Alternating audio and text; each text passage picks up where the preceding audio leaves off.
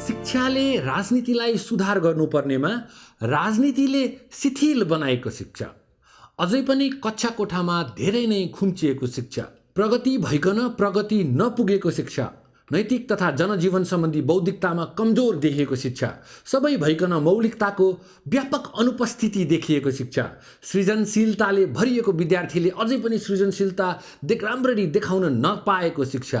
तर त्यति भइकन पनि हाम्रो देश नेपाल वेदव्यास, गौतम बुद्ध, वाल्मीकि, पतञ्जलि, पाणिनि, जामिनी जस्ता महान ऋषि तथा स्कलरहरूले युगौँदेखि आफ्नो विद्वत्ता र जिज्ञासालाई अगाडि बढाउन महत्त्वपूर्ण भूमिका खेलेको देश नेपाल प्रकृतिको महान अक्षयकोश र जीवजन्तु, बोट बुटियान र ऋतुहरूको विशाल पुस्तकालय भएको देश नेपाल गुरुहरूलाई समाजको उच्च स्थान र मर्यादा दिएको देश, शिक्षकहरूलाई आतिथ्य गर्न गर्व मानिने देश नेपाल व्यावहारिक शिक्षा युगौँदेखि सुरु भएको देश, भूगोलले स्मार्ट क्लासरुमसम्म बनाइदिएको विविधताको देश, कर्ममय शिक्षा स्रोत हुने देश, समग्रमा विश्वकै शिरमा रही शिक्षामा विश्वकै नयाँ नमुना बन्न सक्ने प्रगाढ सम्भावना भएको देश।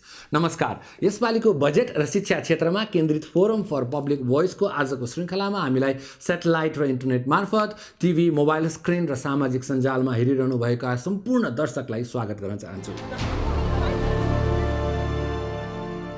कोरोनाको महामारीले वर्तमान अवस्थामा सुरु गर्ने कि नगर्ने, प्रतीक्षा गर्ने कि विकल्पमा जाने कि नयाँ केही गर्ने कि वा अरू नयाँ अप्सन हुन सक्छन् कि भनी अल्मलिएको जस्तो देखिएको शिक्षा क्षेत्रमा संस्था, सिस्टम, शिक्षा, विद्यार्थी, शिक्षार्थी, प्रोसेस, प्रोसिड्युर, प्राज्ञिक तथा व्यावसायिक कम्पोनेन्टहरू कसरी अगाडि बढ्लान्? रोजगारी, स्वास्थ्य, कृषि आदिका जटिल समस्यालाई शिक्षाका कार्यक्रमहरूले यसपालि कसरी योगदान गर्लान्? हामीसँग आज आवाजहरूको मन्थनमा हुनुहुन्छ पूर्व प्रमुख सूचना आयुक्त, पूर्व सचिव तथा यस कार्यक्रमका संयोजक कृष्णहरि बास्कोटा, शिक्षा तथा मानव स्रोत विकास केन्द्रका डाइरेक्टर जनरल तुलसी प्रसाद थपलिया, नेपाल सरकारका पूर्व शिक्षा सचिव Mahesh Dahal, private and boarding school organisation प्याप्सनका महासचिव कुमार घिमिरे। कोभिड-19ले नेपालको शिक्षा क्षेत्रलाई नराम्ररी प्रभावित गरेको छ। भविष्यका कर्णधार 80-90 लाख विद्यार्थी स्कुल कलेज जान नपाएर घरमै बन्दाबन्दीमा परेका छन्। चञ्चल स्वभावका, जिज्ञासु र सृजनशील ती बाल सुलभता र किशोरावस्थाको स्फूर्ति मुलुकको घरको कोठा र आँगनमै सीमित हुन गएको छ। यस्ता आम विद्यार्थीसँग स्वअध्ययन गर्ने, शिक्षकहरूको पहलमा विद्युतीय सञ्जालमा आबद्ध भई केही कक्षा लिने, टिभीमा आउने दूर शिक्षा हेर्ने र सुन्ने तथा इन्फर्मेसन कम्युनिकेसन एन्ड टेक्नोलोजीमा आएको परिवर्तनबाट आफूले सिक्ने खोजेको कुरामा सीमित हुनुको विकल्प विद्यार्थीसँग छैन। यसर्थ के कसरी विद्यार्थीको पठन पाठनलाई निरन्तरता दिन सकिन्छ र स्थगित परीक्षाहरू सञ्चालन गर्न सकिन्छ भन्ने विषयमा जिम्मेवार पदाधिकारीहरू सघन रूपमा खोज लिनुपर्ने स्थिति आएको छ। नेपालको संविधानको धारा 31मा शिक्षा सम्बन्धी मौलिक हकको व्यवस्था छ, जसअनुसार प्रत्येक नागरिकलाई आधारभूत शिक्षामा पहुँचको हक हुनेछ। प्रत्येक नागरिकलाई राज्यबाट आधारभूत तहको शिक्षा अनिवार्य र निःशुल्क तथा माध्यमिक तहसम्मको शिक्षा निःशुल्क पाउने हक हुनेछ। यसैगरी संविधानमा अपाङ्गता भएका, आर्थिक रूपले विपन्न, दृष्टिविहीन, बहिरा र बोलाइ सम्बन्धी अपाङ्गता भएकालाई पनि निःशुल्क शिक्षा पाउने हकको व्यवस्था गरिएको छ। यस अतिरिक्त आम नेपाली नागरिकलाई मातृभाषामा शिक्षा पाउने हकको पनि प्रत्याभूति गरिएको छ।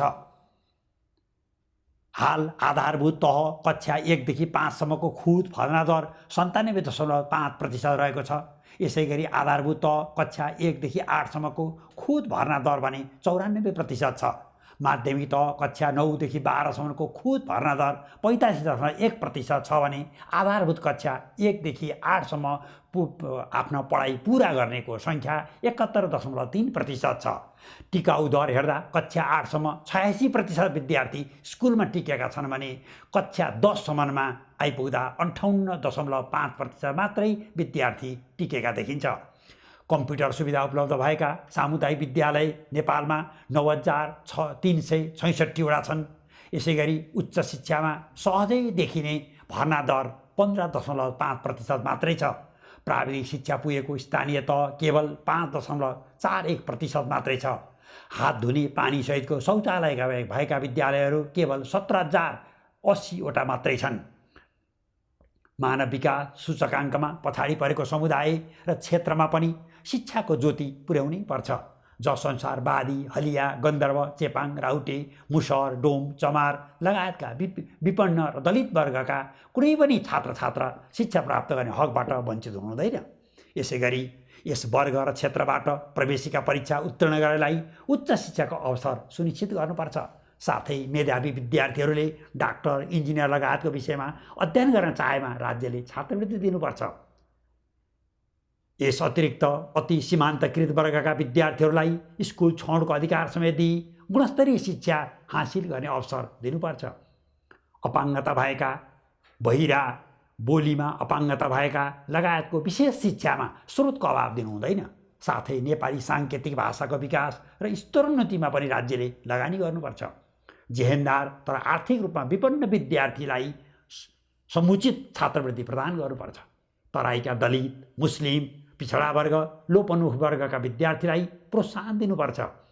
विशेष गरी दुर्गम क्षेत्रका र अपाङ्गता भएका विद्यार्थीका लागि अनिवार्य रूपमा आवासीय विद्यालयको अवधारणा लागू गर्नुपर्छ। मदरसा, गुरुकुल, गुम्बा शिक्षालाई मूलधारमा ल्याउनुको विकल्प छैन। नेपाल सरकारले सबैका लागि शिक्षा भन्ने नारा लिएको छ। यो शिक्षा गुणस्तरीय पनि हुनुपर्छ। आदर्श शिक्षा सिपमूलक र आयमूलक हुनुपर्छ। शिक्षा जीवनोपयोगी हुनुपर्छ। शिक्षालयहरू बेरोजगारको प्रमाणपत्र जारी गर्ने संस्थाको रूपमा विकास हुनु हुँदैन। कुनै पनि स्कुल सञ्चालनका लागि पाठ्यपुस्तक, शिक्षक सामग्री, शिक्षण सामग्री, प्रयोगशाला, खेल मैदान, भौतिक पूर्वाधार, खानेपानी, शौचालय, परिसरको वातावरण, बाल बगैँचा, बाल उद्यान, फर्निचर, कम्प्युटर, ल्याब, प्राविधिक एनेक्स लगायतको आवश्यकता पर्छ। यसै गरी स्कुलको पाठ्यक्रम गुणस्तरीय एवं पुस्तक आकर्षक हुनुपर्छ। यसका लागि सचित्र एवं रङ्गीन पाठ्यपुस्तक मुद्रित गर्नुपर्छ। हाम्रो ध्येय केटाकेटीलाई विद्यालय ल्याउँ, टिकाउँ र सिकाउँ हुनुपर्छ। यसर्थ सबै स्कुलहरू बालमैत्री हुनुपर्छ। यी शान्ति क्षेत्र हुनुपर्छ। स्कुलको आसपासमा मदिरा पसल, ठुला राजमार्ग, प्रदूषण गर्ने कारखाना, ल्यान्डफिल साइट लगायतका संरचना हुनु हुँदैन। आम विद्यार्थीलाई विद्यालयमा टिकाइराख्न सम्भव भएसम्मका सबै उपायको उपयोग गर्नुपर्छ, जसअनुसार साना केटाकेटीलाई दिवा खाजाले र किशोरी छात्रालाई निःशुल्क वितरित हुने सेनिटरी प्याडले स्कुल आउने वातावरण निर्माण गर्न मद्दत गर्न सक्छ। नेपाल सरकारले समय समयमा सबैका लागि शिक्षा भन्ने नारा लिएको पाइन्छ। यस अनुरूप जेहेन्दार विद्यार्थीलाई यी लाइब्रेरीले सघाइरहेको हुन्छ। अर्को जिज्ञासु विद्यार्थीलाई सूचना प्रविधिमा आधारित कम्प्युटर ल्याबले उत्प्रेरित गरिरहेको हुन्छ। हाल सुधारको प्रयासस्वरूप राष्ट्रपति शैक्षिक सुधार कोष खडा भएको छ। साथै शिक्षकको दरबन्दी मिलान गर्ने र स्कुल थप्ने तथा गाभ्ने काम पनि भइरहेको छ। हामीले विश्वविद्यालय स्थापनाका लागि छाता ऐन जारी गर्ने भनी गरेको प्रतिबद्धता लामो समयदेखि थाँती नै छ। यथार्थमा उच्च शिक्षा सुधारको पहल गर्न ढिला भइसकेको छ, जसको कारण उच्च शिक्षामा ठुलो धनराशि बाहिरिएको छ। खुल्ला विश्वविद्यालयको अवधारणालाई पनि अपेक्षित रूपमा फराकिलो गर्न सकिएको छैन। प्रौद्योगिक विश्वविद्यालय स्थापना गर्ने तथा आयुर्वेद विश्वविद्यालय स्थापना गर्ने विषय पनि उधारै छ। चिकित्सा क्षेत्र लगायतमा छुट्टै विश्वविद्यालयहरू स्थापना गर्ने जस्ता विषयमा राज्यले स्पष्ट रोडम्याप बनाउन नसक्दा उच्च शिक्षा सदैव आलोचनाको तारो भइरहेको छ। अब सामुदायिक विद्यालय र निजी विद्यालयका विद्यार्थीबीचको खाडललाई चिर्नै पर्छ। उच्च शिक्षाका विद्यार्थीहरूलाई इन्टर्नमा संलग्न गराई व्यावहारिक ज्ञान दिनुपर्छ। प्रत्येक स्कुलमा इन्टरनेटको सुविधा र कम्प्युटर ल्याबको व्यवस्था गर्नुपर्छ। यसै गरी विद्यार्थीहरूले घरमा पनि विद्युतीय सञ्जाल मार्फत अध्ययन अध्यापन गर्न सक्ने स्थिति निर्माण गर्नुपर्छ। विभिन्न बाध्यतावश बिचैमा पढाइ छोड्न बाध्य भएकालाई सिप विकासको तालिम दिनुपर्छ। प्रत्येक स्कुलको प्रधान अध्यापकसँग कार्य सम्पादन करार गर्नुपर्छ। समय समयमा निरन्तरता उन्मूलनपर्छ र साक्षर नेपाल अभियान सञ्चालन भएका छन्, तिनको सार्थक परिणाम आउनुपर्छ। शिक्षालाई श्रम बजारको आवश्यकतासँग जोडेर लैजानुपर्छ। प्रतिभावान विद्यार्थीलाई अध्ययन र अनुसन्धानमा सघाउने विशेष प्रबन्ध गर्नुपर्छ। शिक्षण संस्थामा जाने अनुदानमा पूर्ण पारदर्शिता अवलम्बन गर्नुपर्छ। अनुगमन र मूल्याङ्कन प्रणाली दह्रो हुनुपर्छ। समय सापेक्ष रूपमा परिमार्जन गरी राष्ट्रिय स्वयंसेवक कार्यक्रम सञ्चालन गर्नुपर्छ। शिक्षाकै माध्यमबाट उच्च मनोबलयुक्त गुणी प्रतिभाहरू पैदा गरी मुलुकको समृद्धिको सपना साकार पार्नुपर्छ। धन्यवाद संयोजकज्यू। यो अडियो भिजुअलले डेफिनेटली शिक्षा र बजेटको करेन्ट कन्टेक्स्टको अब्जेक्टिभलाई त हाइलाइट गरेको नै छ। साथै आजको फोरमको यो एपिसोडको प्रब्लम रिकग्निसन अथवा हामीले के खोजेका हौँ एक्सपेक्टेसनको बारेमा कति प्रकाश पार्दैन हुनुपर्छ। वास्तवमा हामीसँग आजको प्यानल असाध्यै राम्रो छ। करिब एक हप्ता पनि भएको छैन शिक्षा सचिवबाट अवकाश लिनुभएका सचिव हुनुहुन्छ, शिक्षा विभागको डिजिआर र प्याप्सनका महासचिव हुनुहुन्छ। वास्तवमा कोभिड-19ले चैत्र 11 गतेदेखि सबै लकडाउनको अवस्थामा छ र करिब 90 लाख जस्तो विद्यार्थीहरू अहिले पठन पाठनबाट वञ्चित छन्। उनको परीक्षा पनि रोकिएको छ। यसर्थ उनको पढाइलाई सुचारू गर्ने र परीक्षालाई निरन्तरता दिने विधि के होला। दोस्रो, नेपालको संविधानको मौलिक हकमा प्रष्टै भनिएको छ आधारभूत शिक्षा अनिवार्य र निःशुल्क भनिएको छ अनि माध्यमिक शिक्षा निःशुल्क भनिएको छ। यो मौलिक हकको प्रचलनको निमित्त आगामी बजेटमा के व्यवस्था गर्नु पर्ला। तेस्रो र महत्त्वपूर्ण कुरा भनेको अझै पनि विकासको सूचकाङ्कमा पछाडि परेका वर्ग र समुदाय शिक्षाको ज्योतिभन्दा बाहिर छन्। तिनलाई कसरी शिक्षाको ज्योतिभित्र ल्याउन सकिएला। अर्को महत्त्वपूर्ण प्रश्न भनेको अहिले सबै शैक्षिक संस्थाहरू बेरोजगार उत्पादन गर्ने प्रमाणपत्र दिने संस्था जस्ता भए कसरी जीवनोपयोगी शिक्षा दिन सकिएला। र अर्को महत्त्वपूर्ण चिज भनेको शिक्षा क्षेत्र उच्च शिक्षा क्षेत्र सदैव नेग्लेक्टेड भयो। हामीले चाहिँ एउटा छाता विश्वविद्यालयको ऐन बनाउने भनेका थियौँ, त्यसमा हामी के कारणले बाहिर ल्याउन सकेनौँ होला।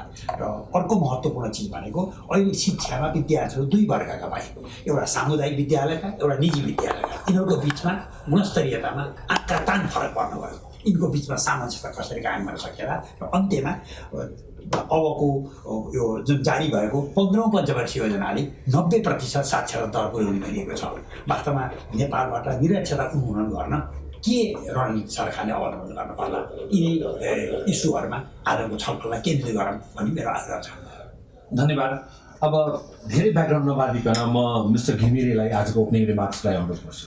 यसमा अब चाहिँ पहिलो विषय रहेछ अहिलेको लकडाउनको अवस्थामा पनि पढाइलाई निरन्तरता कसरी दिन सकिन्छ भने फर्मल एजुकेसनलाई निरन्तरता दिनको लागि ठुलै चुनौती छ। हामी भर्चुअल अनलाइन र डिस्टेन्स लर्निङका माध्यमबाट विद्यार्थीहरूलाई जोड्न प्रयासमा हाम्रो सङ्गठन पनि लागेको छ। नेपाल सरकार पनि शिक्षा मन्त्रालयका मार्फत र केही अरू पनि एनजिओ आइएनजिओहरूको सहयोगमा त्यो कार्यलाई निरन्तरताको लागि प्रयासरत छ। तर भौतिक रूपमा चाहिँ सबै ठाउँमा त्यो क्लासहरू पुर्याउन सक्ने अवस्थाको निर्माण भइसकेको छैन। त्यतातिर हामी उन्मुख हुन जरुरी छ पढाइको निरन्तरताको लागि। सँगसँगै अहिले अब औपचारिक रूपमा शिक्षा दिन नसके पनि शिक्षा र जीवनसँग जोड्ने बालबालिकाहरूलाई चाहिँ सिकाइसँग जोडिराख्नको लागि निरन्तर प्रयास गर्नु जरुरी छ। दोस्रो विषय निःशुल्क र अनिवार्य आधारभूत तहको लागि र अनिवार्य यो निःशुल्क शिक्षा चाहिँ मावि तहसम्मको लागि भनेर संविधानमा दिएको मौलिक शिक्षाको मौलिक हक अन्तर्गत चर्चा गर्दाखेरि अब राजनीतिक दलहरूले आपसी सहमतिमै ल्याउनु भएको विषय हो यो हुन चाहिँ। तर कतिको व्यवहारिक छ भन्ने विषयमा हामीले एउटा एज अ शिक्षा क्षेत्रमा लागेको शिक्षाकर्मीको नाताले र एउटा नेपाली नागरिकको नाताले आवश्यक छ। तर सम्भव छ कि छैन भनेर सोच्दाखेरि मैले व्यक्तिगत रूपमा चाहिँ अहिले नै त्यो तत्कालै सम्भव हुने जस्तो चाहिँ नेपाल सरकारको जुन आर्थिक अवस्था छ त्यसले देखिँदैन। तर पनि यसलाई प्रयास गर्नुपर्छ। धन्यवाद मिस्टर घिमिरे। अब डाक्टर थप्लियालाई म रिक्वेस्ट गर्छु ओपनिङ रिमार्क्सको लागि। यस सन्दर्भमा महत्त्वपूर्ण तीनवटा सवाल महत्त्वपूर्ण छ। एक, अहिलेकै अवस्थामा जुन बेलामा कक्षा कोठा अवरुद्ध भएको छ त्यो बेलामा विद्यार्थीको सिकाइको निमित्त के गर्न सकिन्छ, त्यसका उपायहरू विकल्पहरू विधिहरू के हुन् त्यो बारेमा हाम्रो छलफल चिन्तन जानुपर्छ भन्ने म ठान्छु एउटा। दोस्रो, खुलिसकेपछि विद्यालय खुलिसकेको अवस्थामा समेत क्षतिको आकलन गरेर हाम्रा उपायहरू सम्भावनाहरू के हुन सक्छन् भनेर हेर्ने विषय। तेस्रो, भविष्यमा यस्तै प्रकारको सङ्कट आउने अवस्थामा हामीले गर्न सक्ने उपायहरू के हुन सक्छन्, खास गरी बजेट निर्माणको सवालमा कुरा गर्दाखेरि चाहिँ त्यो कार्यक्रम त्यो विषयलाई त्यो सन्दर्भलाई समेत ख्याल गर्दाखेरि हाम्रो प्राथमिकताहरू कहाँ जानुपर्छ, हामीले के गर्नु पर्ला भन्ने विषय, यो तीनवटा विषयको वरिपरि हामी छलफल गर्न सक्छौँ भन्ने मलाई लाग्छ। यति मात्रै भन्छु। धन्यवाद। अब मिस्टर दाल अनुरोध गरेँ ओपनिङ रिमार्क्स। हाम्रो सन्दर्भमा हामीले चैत्र 11 गतेदेखि लकडाउन सुरु गऱ्यौँ। त्यसै अघिल्लो दिनबाट एसी परीक्षाको एक दिन अगाडिबाट रोकिन गयो। अब कहिले गर्ने भने टुङ्गो अहिलेसम्म हुन सकेका छैन। सम्भावना चाहिँ अलिकति सहजताको स्थिति रह्यो, यो चाहिँ कोभिड-19को प्रभाव न्यूनीकरण हुँदै गयो भने फिजिकल डिस्टेन्सिङ र केही स्वास्थ्यका पूर्वाधारहरू तयार गरेर न्यूनतम मापदण्डहरू पुरा गरेर हामीले असारको 15 या असारभित्र परीक्षा लिने समय सम्भावनाको बारेमा छलफल गरिरहेका थियौँ विगतमै पनि। असारभित्र हामीले यसै परीक्षालाई सम्पन्न गर्न सक्यौँ, 11-12 परीक्षालाई सम्पन्न गर्न सक्यौँ भने एकाडेमिक इयर प्रभावित हुने देखिँदैन। त्यसतर्फ चाहिँ सरकार चाहिँ लागिरहेको छ। त्यसै गरी अब यो 15औं योजनाको बृहत्तर शिक्षाका उद्देश्यहरू छन्। यी उद्देश्यहरू चाहिँ हामीले दिगो विकास लक्ष्यसँग जोडेका छौँ र हामीले पनि नेपालले पनि दिगो विकासको शिक्षातर्फको SDG 4 को लक्ष्यभित्र समावेश गरेका छौँ। यो लक्ष्य परिपूर्ति गर्नलाई सरकारका तिनै तहका सरकारहरू, निजी क्षेत्र र सामुदायिक सङ्घ संस्थाहरूको संयुक्त प्रयास हो भने हामीले शिक्षाको बृहत्तर 9 वर्ष साक्षरता हासिल गर्ने उद्देश्य परिपूर्ति गर्न सक्छौँ। अब साक्षरता भन्ने बित्तिकै अघि प्रश्न उठाएको थियो, के हो त यो? अबको जमाना त आइटीको जमाना हो। प्रविधिमा आधारित चाहिँ लिट्रेसी चाहिने होला, हामीलाई IT लिट्रेसीतिर जानुपर्छ हामी। त्यसै गरी फङ्सनल लिट्रेसी, खालि तपाईँको काम गर्न सक्ने र आफ्नो कुराहरू अभिव्यक्त गर्न सक्ने र बजारमा आएका चाहिँ विषयवस्तुलाई बुझ्न सक्ने सम्मको साक्षरता भयो भने यसले चाहिँ समाजलाई योगदान दिन सक्छ भन्ने मलाई लाग्छ। बाँच्न सक्ने पनि होला। अहिलेको शिक्षाले बाँच्न पनि अलिकति सिकाउनु पर्यो। खिर पकाउनु पहिला सिकाउँथ्यो, आजकल सिकाउँदैन। पकाउन, खन्न, सफा गर्न सिकाउनु एकदमै राम्रो कुरा हो। यो चाहिँ वास्तवमा जीवनोपयोगी शिक्षा, जीवन शिक्षाको लागि चाहिँ क्लासरुममा जानु पर्दैन। अन्य माध्यमद्वारा विभिन्न विकल्पद्वारा हामी जीवनोपयोगी शिक्षामा जान सक्छौँ। अहिले पनि हामीले विद्यार्थी सिकाउने 2-3 महिनाको अवधि यो अहिले लकडाउनको अवस्था छ। यो चाहिँ घरै बसी परिवारसँग बसेर बुवाआमा अभिभावकहरूले नै सिकाउने विषय हो जीवनोपयोगी। यस्ता विषयहरूलाई पनि अब चाहिँ पाठ्यक्रममा समावेश गर्ने एउटा पाठ होला। फेरि पनि यो जीवनोपयोगी शिक्षा चाहिँ घरबाट, समुदायबाट, आफैबाट सिक्ने कुरा विद्यार्थीले त्यतातर्फ उत्प्रेरित गर्नुपर्छ भन्ने मलाई लाग्छ। धन्यवाद। अब म डाक्टर थपलिया भेटाउनु भएँ। हजुर, डाक्टर थपलिया, जस्तै मिस्टर दाहालले पनि अहिले भर्खर भन्नुभयो, हाम्रो नेपाली एजुकेसन सिस्टम होइन, रोजगारी पनि जन्माउन नसक्ने, स्किल पनि जन्माउन नसक्ने, एउटा सर्टिफिकेट दिने, एउटा यो कस्तो भनेदेखि कर्मकाण्डी एजुकेसनको अलिकति बढी भएको हो कि, अथवा हाम्रो त एन्सियन्ट ठुलो चाहिँ हिस्ट्री छ यहाँ, महान ऋषि, त्यसपछि ग्लोबल स्कलरहरू, मेसोपोटामियादेखि लिएर स्कलरहरू आउने ठाउँ, हिमालय तटको चाहिँ नि हाम्रो यस्तो ब्युटिफुल कन्ट्री, हाम्रो एजुकेसन सिस्टममा आत्मा छ कि छैन, अथवा त्यो आत्मा चाहिँ हामीले ग्लोबल ककटेलहरूबाट सापट लिएको हौँ कि हामीले नेपाल सुहाउँदो शिक्षा छ कि छैन हामीसँग? परम्परागत शिक्षा प्रणाली हामीसँग के थियो, तर निश्चित बिन्दुमा आएर हामीले त्यो प्रणाली बिस्तारै छोड्दै गयौँ र त्यसको सानो अवशेष मात्रै बाँकी रहेको अवस्था छ। र अहिले हामीसँग चाहिँ परम्परागत शिक्षाको स्थान चाहिँ विदेशबाट प्रभाव स्वरूप आएको शिक्षा प्रणाली स्थापित भएको अवस्था छ। त्यो कहाँबाट सुरु भयो यहाँले भन्न सक्नुहुन्छ, दरबार स्कुलको स्थापनादेखि भन्नु होला, अथवा कुनै सर्टन पोइन्टलाई नाम दिनु होला, अथवा अहिले पछिल्लो चरणको नाम लिने मान्छेहरूले राष्ट्रिय शिक्षा पद्धतिको योजना 2028बाट आएको भन्ने पनि गर्छन्। जे होस्, शिक्षाको एउटा राष्ट्रिय प्रणाली स्थापना गर्ने बेला त्यो हुँदै गर्दाखेरि चाहिँ हामीले केही कुरा घुमाएका छौँ, वास्तवमा केही कुरा लिएका छौँ, लिनु पर्थ्यो।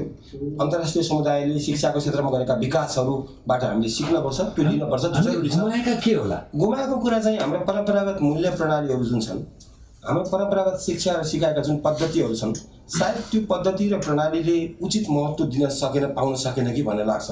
हामी गुरुबाट टिचरमा गयौँ होला, गुरुबाट शिक्षकमा गयौँ। गुरुको अर्थ अलिक व्यापक थियो होला, बृहत थियो होला। गुरु भनेको विषयवस्तु सिकाउने मात्रै होइन, गुरु भनेको आचरण सिकाउने, पथ प्रदर्शन गर्ने, एउटा मोडल बिहेभियर भन्छ नि, आदर्श व्यवहारको प्रतिनिधित्व गर्ने पात्र।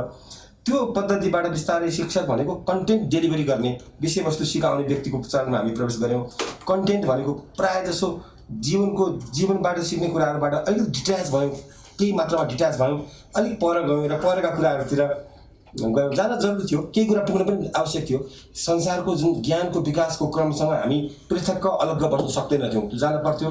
तर आफ्नो परम्परागत स्ट्रेन्थ, हाम्रो तागतलाई संरक्षण गर्दै त्यसलाई समेत जोड्दै जाने कुरामा चाहिँ सायद हामीले फेरि पनि सोच्नुपर्ने बेला आएको हुनसक्छ। त्यो पाटो महत्त्वपूर्ण छ। समग्र शिक्षाको विकासको निमित्त आफ्नो पहिचान, आफ्नो आन्तरिक मूल्य प्रणालीलाई जोगाउँदै विश्व परिवेशको ज्ञानलाई आत्मसातीकरण गर्ने विषय सायद महत्त्वपूर्ण विषय। अलिकति शिक्षामा आइडेन्टिटी क्राइसिस छ भन्ने कुरालाई एडमिट गर्नुहुन्छ। त्यो त्यसैले मैले जोड्न खोजेको मैले खास कुरा त्यसै थियो। मैले त्यो किन भन्न खोजिरहेको भनेदेखि चाहिँ हामी जुन प्रकारको शिक्षा प्रणाली आत्मसात गऱ्यौँ, त्यो आत्मसात गर्दाखेरि चाहिँ हाम्रा पुराना पहिलेदेखि रहँदै आएको शिक्षा प्रणालीका सारभूत पक्षहरूलाई कतै छोड्यौँ कि भन्ने लाग्छ।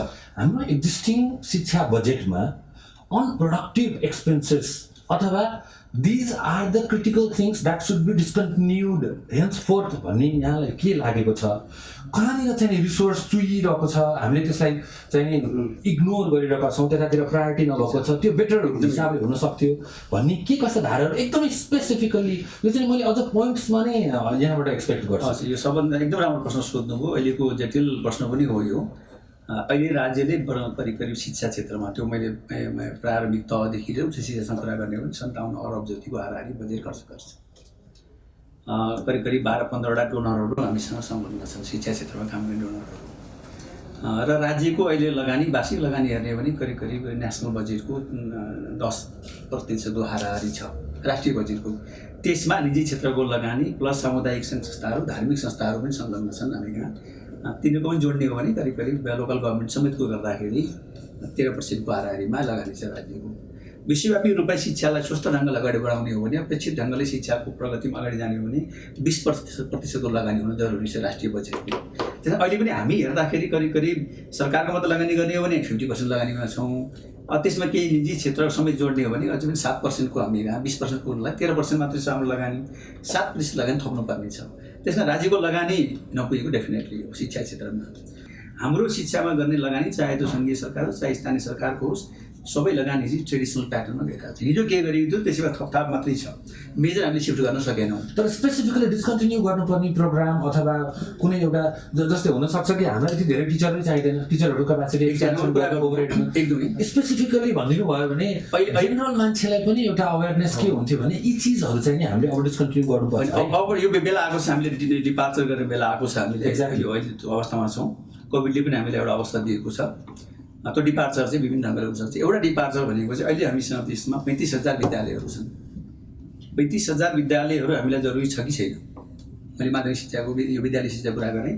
35,000 विद्यालय हामीलाई चाहिन्छ कि चाहिँदैन? 9,000 जति माध्यमिक विद्यालयहरू छन्, त्यसमा 7,000 सरकारका प्लस 2,000 लगभग निजी क्षेत्रका छन्। यति विद्यालयहरू चाहिन्छ कि चाहिँदैन? एउटा नम्बर अफ स्कुल्स भयो। दोस्रो के हो? दोस्रो नम्बर अफ टिचर्स चाहियो। नम्बर अफ टिचर्स, स्टुडेन्ट पनि हेर्नु पर्यो। अनि त्यहाँको पपुलेसन हेर्नुपर्ने, विद्यार्थीको पपुलेसन कति छ त्यो हेरेर। अनि त्यसपछि गएर सँगसँगै हामीले के गर्नु पर्यो भने बोगस प्रोग्रामहरू छन् गभर्मेन्टको। गभर्मेन्टले अहिले चाहिँ तपाईँको यो वर्षदेखि यो चाहिँ सामुदायिक विद्यालय सबलीकरणको दशकमा घोषणा गरेको छ 75-85लाई। त्यसभित्र बसेर केही ठुला विद्यालयहरू बनाउने, आवश्यक विद्यालयहरू निर्माण गर्ने र केही त्यस्ता खालका चाहिँ ठाउँहरूबाट दुर्गमबाट विद्यार्थीलाई आवश्यक सुविधा ल्याएर सदरमुकाम या नजिकको बजार केन्द्रमा ल्याएर बनाउने चाहिँ सञ्चालन गर्ने एउटा यो अवधारणा अगाडि बढेको छ। दोस्रो, हिजोको अवस्थामा चाहिँ तपाईँको लामो समय चाहिँ हिँडेर जानुपर्ने स्थिति थियो। अब त यातायात साधन पुगिसकेको छ। अधिकांश केही हिमाली जिल्लाहरू, पहाडी जिल्लामा छोडेर धेरै ठाउँमा यातायातको सुविधा पुगिसक्यो भने अब हामीले चाहिँ मोड अफ ट्रान्सपोर्टेसनबाट चाहिँ उनीहरू ल्याउने हो कि गाडीको व्यवस्थापन गर्ने, ल्याउने लैजाने व्यवस्थापन गरियो भने करिब 1.5 घन्टा टाढाका विद्यार्थीलाई प्रचार गर्न सकिन्छ। यी चिजहरूलाई मात्र हामीले राम्ररी म्यानेज गऱ्यौँ भने हामीले कति % सेभिङ गर्न सक्छौँ? के त्यो 7%लाई हामीले म्यानेज गर्न सकिन्छ? अनि खर्च घट्ने त देखिँदैन। खर्च किन घट्दैन भने अप्टिमाइज गर्न सकिन्छ र तपाईँको कस्ट सेयरिङमा जान सकिन्छ। अब एउटा चिज चाहिँ नेपालको शिक्षामा नभइदिएको भए हामी मच बेटर हुन्थ्यौँ भन्ने कुनै छ त्यस्तो? अब यो पिन पोइन्ट गर्न गाह्रो विषय हो। थुप्रै समस्याहरू हामी छौँ। फेरि पनि के हो भने शिक्षालाई चाहिँ हामीले अघि भने जस्तै श्रमसँग जोड्ने, रोजगारीसँग जोड्ने, जीवनको पद्धतिसँग जोड्न सकेनौँ। बिचमा ग्याप रह्यो, इवाकेनिङ भएन, हुन सकेन। दोस्रो कुरो चाहिँ अहिले भएकै पूर्वाधारभित्र चाहिँ पठन पाठनको कुरालाई सही ढङ्गले सञ्चालन गर्ने, शिक्षकहरूले जिम्मेवारी वहन गरिदिने, व्यवस्थापन समितिले जिम्मेवारी वहन गर्ने र स्थानीय सरकारले अब शिक्षाको व्यवस्थापनको मेरो भूमिका हो भन्ने कुरो ओनरसिप हो भने ओनरसिप र अकाउन्टेबिलिटीमा चाहिँ नि सुधार गर्न जरुरी छ। धन्यवाद। अब म मिस्टर घिमिरे भेटाउन जान्छु। यहाँहरू प्राइभेट सेक्टर, यहाँले आफ्नै इन्डिपेन्डेन्टली म्यानेज गर्न पाउनुहुन्छ। यहाँलाई कुनै पोलिटिकल तपाईँहरू भित्रकै पोलिटिकल इन्टरफेरेन्स त होला, तर एटलिस्ट बाहिरी पोलिटिकल इन्टरफेरेन्स छैन। किन अझै पनि प्राइभेट स्कुलका क्लासरुमहरूमा ए फर एप्पल भनेर ड्रइङ नै गरेर देखाइन्छ? अझै पनि किन क्लासरुमलाई बाहिर लैजान सक्नु भएन? अझै पनि किन प्र्याक्टिकल एजुकेसन गर्न सक्नु भएन? खालि एक्चुअली जू लगेर चाहिँ नि हाम्रो प्र्याक्टिकल एजुकेसन यही हो भनेर, अथवा किन why have you still been in that traditional cocoon? समस्या कहाँनिर आइदियो त भन्दा शिक्षाकर्मीहरूसँग अनुभव छ। त्यो अनुभव हामीले राजनीतिक कर्मीहरूलाई बुझाउनु पर्ने र राजनीतिक कर्मीहरूबाट, राजनीतिक दलहरूबाट नीतिहरू आउनुपर्ने। तर दुर्भाग्यको कुरा के छ त भन्दा अप्ठ्यारो नमानिकन भन्नुपर्छ यो फोरममा राजनीतिक कर्मीहरूले आफूले भन्दा अरूले बुझेको छ भनेर बुझ्नु नै भएको छैन। उहाँहरूले जानेको चाहिँ सबै सही, अरूले जानेको चाहिँ गलत हो भन्ने उहाँहरूले प्रक्षेपण गर्नुहुन्छ। नेपालीहरूले केही गर्न सकिँदैनन् भनेर मनस्थिति पैदा गरिएको छ, सेल्फ एक्सेप्टेन्स, सरेन्डर छ। तपाईँको अब अनलाइनको कुरा आउँछ विरोध आउँछ, राम्रो कुरा आउँछ विरोध आउँछ, काहीँ न काहीँबाट आइरहेको हुन्छ। कसरी सम्भव हुन्छ? सम्भव त कसरी हुन्छ? बाटो एकैचोटि पुग्यो हो र। मिस्टर घिमिरे, प्राइभेट सेक्टरको एजुकेसन चाहिँ नि के 3टा चिज चाहन्छ राजनीतिज्ञहरूसँग? पहिलो कुरो चाहिँ समयलाई बुझेर समयको आवश्यकता अनुसारको शिक्षा प्रणाली अपनाउनको लागि राज्य नै जिम्मेवार हुनुपर्छ। शिक्षा प्रणालीमै कमी देख्नुहुन्छ अथवा यसलाई बेटर गर्दै जानुपर्छ? दोस्रो चिज, नेपाल सरकारले प्राइभेट विद्यालयहरूलाई अहिले निमिट्यान्न पार्न पनि सक्दैन, सरकारीकरण पनि गर्न सक्दैन। त्यसो हुँदाखेरि त्यहाँको कस्ट मिनिमाइज गर्ने र क्वालिटी इम्प्रुभ गर्ने कुरामा जोड दिनुपर्छ। क्वालिटी पुगेको प्राइभेट स्कुल पनि त सरकारकै दायित्वभित्रै पर्नु पनि पर्छ। अहिले त्यो परिएको छैन। अहिले सौतेनी व्यवहार छ, कसरी कस्ट घटाउन सकिन्छ र त्यहाँ भएको चाहिँ व्यवस्थापनलाई अझ उत्कृष्ट कसरी बनाउन सकिन्छ, फेसिलिटेट गरिदिनु पर्यो, फेसिलिटेट गर्नुपर्छ। तेस्रो भनेको चाहिँ दुवै क्षेत्रका सामुदायिक र प्राइभेट विद्यालयभित्र भएका राम्रा अभ्यासहरूलाई राज्यले ग्रहण गरेर त्यो अभ्यासहरूलाई सबै ठाउँमा पुर्याएर जुम्लामा र काठमाडौँमा एकै प्रकारको शिक्षा दिन सकिन्छ भन्ने कुरा स्थापित गर्नु जरुरी छ। यो सम्भव छ। धन्यवाद। मिस्टर घिमिरे, अब अहिलेको मेरो प्रश्नको उत्तर पाउन। अब यसको पहिलो कारण भनेको चाहिँ सरकारी सामुदायिक विद्यालयहरू समय काट्नेमा व्यस्त हुनुहुन्छ, हामी आफ्नो संस्था जोगाउनमा व्यस्त छौँ। मैले यो के भने त भन्दा हामीलाई बढीभन्दा बढी विद्यार्थी, बढीभन्दा बढी आम्दानी चाहिएको छ। अब बढी विद्यार्थी कसरी आउँछ भन्दा अभिभावकहरू खुसी हुनुभयो भने, अभिभावक कसरी खुसी हुनुहुन्छ भन्दा धेरै नम्बर पायो बच्चाले भने, होइन अरू कुरा सिकायो भने अभिभावकले पनि गाली गर्नुहुन्छ। अहिलेसम्म चाहिँ पढाएको पढाइ गरौँ, नम्बर धेरै ल्याउन सक्ने बनायो भने उहाँहरू खुसी हुनुहुन्छ। अब अहिले यहाँले भने चाहिँ टिचिङ मेथोडोलोजी चेन्ज गर्ने बित्तिकै घरमै पनि बच्चाले पढ्नुपर्ने हुनसक्छ। अभिभावक, हाम्रो अभिभावक के भन्नुहुन्छ भने मैले घरमा पढाउने भने तपाईँलाई पैसा तिरेर तिमी कहाँ किन ल्याएको, यो प्रश्नहरू आउँछ। घरै बसेर म पैसा तिर्छु, तपाईँले मैले पढाएँ भने तपाईँलाई पैसा तिर्छु। होइन, यस्ता थुप्रै इक्जाम्पलहरू छन् जसका कारणले हामीलाई बढीभन्दा बढी शैक्षिक गतिविधिमै बढी केन्द्रित हुनुपर्ने अवस्था सिर्जना भएको छ। तर अब के बेला आएको छ त भन्दा अहिलेसम्म हामी पढाउन खोजिरहेछौँ, अब सिकाउन चाहिँ हामीले थाल्नुपर्छ। लर्निङ रुम्सहरू क्रिएट भएको छैन नेपालमा। तर अभिभावकहरूलाई काउन्सिलिङ गरेर त्यो चिजहरूलाई यहाँले प्रोएक्टिभली लिन सक्नुहुन्न? किन हामी सुरु गरेका छौँ, एउटा नयाँ ऐन ल्याइदियोस् जसमा चाहिँ बाध्यकारी हामीले सुरु गरेका छौँ। हामीले चाहिँ अहिले गृह कार्य मात्रै होइन, गृहको कार्य त्यसमा जोड दिएका छौँ। भनेको प्राइभेट सेक्टर चाहिँ रेडी छ यो चिजलाई गर्नलाई, अभिभावकहरूले त्यो निडलाई रियलाइज गर्नु पर्यो र त्यसलाई एक्सेप्ट गर्नु पर्यो र गर्दै गर्न थाल्नु भएको छ र एन्करेज गर्नु पर्यो, गर्न चाहिँ थाल्नु भएको छ। र यो मूल्याङ्कन पद्धति कि मैले नि मूल्याङ्कन पद्धतिमा इभ्यालुएसन सिस्टममा चेन्ज गर्ने बित्तिकै सिस्टम बसिहाल्छ।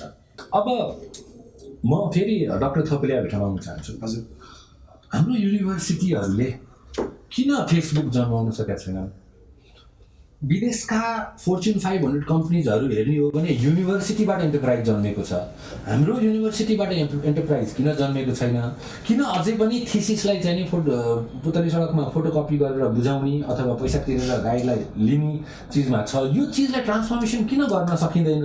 र यो चिजमा चाहिँ नि मैले भन्न खोजेको के हो भनेदेखि why the talent is not being sprouted from the universities, which is one of the most fertile land. हामी कहाँ रोकिएको छौँ? यसपालिको बजेटमा केही त गर्नुहुन्छ होला नि, केही माग गर्नुभएको छ यो चिजहरूलाई लिएर? यो अत्यन्तै सारभूत कुरा हो। यो भनेको चाहिँ लर्निङ अर्गनाइजेसन भन्छौँ हामी, होइन, सिकाइ सङ्गठन भन्छौँ। मैले अलिकति त्यसमा फेरि थप्ने, फेरि यिनै नेपालीहरू विदेशी युनिभर्सिटीमा गएपछि फेरि त्यहाँ एकदम दैलो पेटेन्ट्स अनि त्यसपछि नयाँ रिसर्च, नयाँ इन्भेन्सनहरू गर्नलाई नेपाली नैहरू छन्। यो यहाँनिर किन दिन सकेन हाम्रो युनिभर्सिटीले? यो विषयको बारेमा त राम्ररी हुन्छ नि गहन अध्ययन गर्न जरुरी छ होला। यो प्रश्नको उत्तर खोज्न त्यति सजिलो छैन। किन हामी त्यो तहमा पुग्न सकेन भन्ने बारेमा ज्यादै महत्त्वपूर्ण प्रश्न र सायद गहन प्रश्न हो। सजिलो उत्तर आउँदैन यसमा। कुरा कस्तो लाग्छ मलाई भन्दाखेरि चाहिँ कुनै एउटा डिपार्टमेन्टले मेरो डिपार्टमेन्टमा कति रिसर्चमा म इन्भल्भ हुन्छु, इन्भेस्ट गर्छु, मेरो फ्याकल्टीहरू कस्तो छ, फ्याकल्टीलाई कसरी ट्रेन गर्छु, स्टुडेन्टको लर्निङको इन्गेजमेन्टहरू कस्तो हुन्छ, कति समय कुन प्रकारले लर्न गर्छ, दिएको कुनै पुस्तकको कुनै प्रश्नको उत्तर लेख्न सक्नु मात्रै अन्तिम हो कि त्यो सिकाइको प्रक्रियाहरू प्रणालीहरू कस्तो हुन्छ। त्यसकारण समग्र सिकाइको प्रणालीको पुनर्संरचना भन्छु मैले, यो restructuring of the whole learning process भनौँ न, त्यसरी जानुपर्छ। र त्यो जानको निमित्त चाहिँ म्याक्रो लेभलको पोलिसीले केही सहयोग गर्ला, तर त्योभन्दा बढी म चाहिँ के ठान्छु भने डिपार्टमेन्ट लेभलमा गरिने कन्सल्टेसन र त्यहाँको प्लानिङ बढी महत्त्वपूर्ण। तर यहाँको मोनिटरिङ पनि मिसिङ हो कि? युनिभर्सिटीहरू त मूलत यो यस्तो खालको एकाडेमिक म्याटरमा त इन्डिपेन्डेन्ट हुन्छ, एकदमै स्वायत्त हुन्छ, डेफिनेटली हो। तर उहाँहरू स्वायत्त हुन्छ। त्यसकारण यो विषय के हो भने युनिभर्सिटीको अटोनोमी त्यहीँनिर छ, त्यहाँ कतैको हस्तक्षेप हुँदैन। युनिभर्सिटीको करिकुलमको डिजाइनमा, लर्निङको डिजाइनमा र त्यसको एसेसमेन्टको प्रोसेस भने सबै उसको अटोनोमी। तर हामीसँग ग्रान्ट्स कमिसन छ, त्यसको चाहिँ गभर्मेन्टसँगको लिङ्केजेसहरू छ। गभर्मेन्टले त्यसमा गर्न सक्ने, यहाँले भन्नुभएको कुरा ठिक हो, त्यो गभर्मेन्टले कहाँनिर गर्न सक्ने हो भनेदेखि चाहिँ त्यो लर्निङको प्रोसेसको म्यानेजमेन्ट त इन्टरनली नै हुने हो, त्यसमा कुनै शङ्का छैन। तर कुनै रिसर्चको लागि कुनै फन्डिङ गरिदिने, फेसिलिटेट गरिदिने, अथवा हुनसक्छ त्यसको त्यो जुन चाहिँ रेगुलेसनको मेकानिजमहरू छ नि, गभर्नेन्सको मेकानिजम, त्यसमा कस्तो प्रकृतिको के क्वालिफिकेसन भएपछि बल्ल त्यो प्रमोट हुन्छ कुनै व्यक्ति, होइन, कस्तो खालको रिसर्च पब्लिकेसनहरू के हुनुपर्ने हो, त्यो कसरी अगाडि बढ्छ, स्टुडेन्टको एसेसमेन्टको विधिहरू कस्तो हुनुपर्छ भन्ने बारेमा एक किसिमको। अर्को विषय के हो भने करिकुलमको डिजाइन गर्दाखेरि देशको आवश्यकता के हो र त्यो करिकुलम कस्तो छ भन्ने बारेमा हेर्ने, त्यो विषय सायद महत्त्वपूर्ण होला। तर धेरै महत्त्वपूर्ण विषय चाहिँ मैले फेरि पनि भन्छु, युनिभर्सिटीको हायर एजुकेसनको चाहिँ धेरै कुरा चाहिँ उसको अटोनोमी छ, वास्तवमा त्यहीँको नेतृत्वले गर्नुपर्छ भन्छु मैले। नन रेजिडेन्ट नेप्लिज एसोसिएसनले वर्ल्डका टप स्कलर्स, नेपाली स्कलर्सहरूको कन्सेन्टको साथ नेपालमा खुल्ला विश्वविद्यालय सुरु गरे र डाक्टर प्रमोद ढकालको चाहिने लिडरसिपमा त्यो चिजलाई एउटा छुट्टै भिजनले सुरु भयो। तर त्यसलाई झम्टिँदा फेरि लास्टमा एउटा मिठो डिफल्ट काइन्ड, मेरो कमेन्ट रङ हुनसक्छ, तर हामीले देख्दाखेरि at least in my observation good for nothing. र ओपन युनिभर्सिटीको कन्सेप्टको चाहिँ नि the biggest the most laughable इम्प्लिमेन्टेसनको लेभलमा चाहिँ नि हामीले लगेरै त्यसलाई we made sure that it doesn't function. यो खाले पोलिटिकल इन्टरभेन्सनलाई एजुकेसन सिस्टममा कसरी फायरवल गर्न सकिन्छ र हाम्रो यहाँको अब्जर्भेसनमा, यहाँ पोजिसनमा बस्दाखेरि कतिको इन्टरभेन्सन देख्नुहुन्छ र के पोलिटिसियनहरूको इन्टरभेन्सन एक्सक्युज मात्र हो कि यसले साँच्चै नै पोल्युट गरेको छ? हायर एजुकेसनको हकमा चाहिँ सरकार र हायर एजुकेसन दिने संस्थाहरू, युनिभर्सिटीको बिचमा अन्तर्क्रिया ज्यादै कम छ। तपाईँले भन्नुभयो यसो सिनेटमा उपस्थिति हुने वर्षको एक दुईपटक, त्यसपछि गएर यो चाहिँ युनिभर्सिटी ग्रान्ट कमिसनको बैठकमा सचिवको प्रतिनिधि हुन्छ, त्यहाँ छलफल हुने विषय हो। तर अघि हाम्रो डिजी सरले भने जस्तै युनिभर्सिटीलाई हामीले कानुनद्वारै स्वायत्त संस्था बनाइदिएका छौँ, उनीहरू अटोनोमस ढङ्गले काम गर्छन्, राज्यले रिसोर्सेस मात्रै दिने काम गर्छ, पाठ्यक्रम उनीहरू आफै बनाउँछन्। त्यसो हुँदाखेरि के हदसम्म त्यो स्वायत्तताले गर्दा पनि तपाईँले भने जस्तै रिसोर्सेस दिने, किन resource one of the most important thing हो जस्तो लाग्छ मलाई संरचना भन्दा पनि। रिसोर्स दिएन भने सक्यो, रिसोर्स दियो भने राम्रो भयो, बढिदियो भने अझ राम्रो भयो, र त्यो रिसोर्सको राइट इम्प्लिमेन्टेसन भएको छ कि छैन भनेर इन्स्योर गर्यो भनेदेखि त अटोमेटिकली कन्ट्रोल हुन्छ होला नि। मूल प्रश्न चाहिँ के हो भने हाम्रा युनिभर्सिटीको इकोसिस्टम कस्तो छ त हेर्नुपर्ने हो। हिजो त्रिभुवन विश्वविद्यालय आफैमा राज्यको सबभन्दा ठुलो, अझै पनि सबभन्दा ठुलो 80% विद्यार्थीहरू अकुपाई गर्छ। हिजो राम्रो रेकग्निसन पनि थियो त्यसको, तर अहिले खसिँदै गएर उसको तुलनामा अरू युनिभर्सिटी अगाडि आइरहेको छ। किन त्यसो भयो भन्दाखेरि हामीले युनिभर्सिटीलाई तपाईँको फेरि पनि लगेर क्लासरुममा लिमिट गरिदिउँ, त्यसलाई रिसर्च बेस्ड इन्स्टिट्युसनहरूको रूपमा विकास गर्न सकेनौँ, R&Dलाई अगाडि बढाउन सकेनौँ। अहिले आएर तपाईँको विश्वविद्यालय कति अध्ययन अनुसन्धान गरिरहेको छ सोसियो इकोनोमिक एफेयर्समा। हिजो तपाईँको चाहिँ हामी विद्यार्थी हुँदाखेरि सिनास थियो, सेडा थियो, रिकास पनि थियो, अरू थुप्रै रिसर्च इन्स्टिट्युसन अहिले पनि छन्, तर फङ्सन केही पनि देखिँदैन तिनीहरूको। जबसम्म युनिभर्सिटी एजुकेसनलाई तपाईँको अनुसन्धानसँग आबद्ध गरिँदैन, फेरि पनि त्यो नलेज चाहिँ बुकिस नलेज मात्रै हुन्छ। त्यसले राज्यले खोजेको जनशक्ति परिपूर्ति गर्न सक्दैन।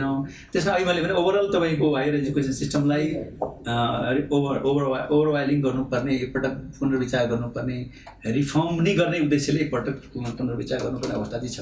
र नेपालको यो चाहिँ म संयोजकज्यूलाई पनि सोध्न चाहन्छु, यहाँ अर्थ मन्त्रालयमा पनि हुनुहुन्थ्यो र यहाँले पनि रिसोर्सहरू धेरै अलोकेसनको चिजहरू हेर्नुभएको होला।